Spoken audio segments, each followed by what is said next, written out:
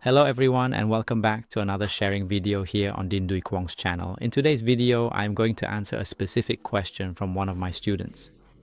This student mentioned that in the pattern they can clearly display the internal lines just like this. However, they noticed that when they send the file to the pattern printer, the internal line on this waistband part disappears.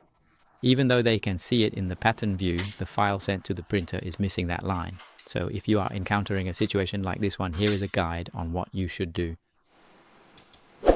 You will open the design file. Then, for the line you want to print, you will left-click on it. Look to the left at the plot section, and below it you'll see the word Command. You will change it from None to Draw. Switch it to Draw. After that, save the pattern you just edited and close this window.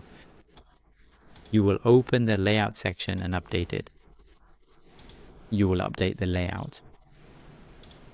Okay, now go ahead and save your progress and send the file from this layout directly to the printer, and the internal line should appear there.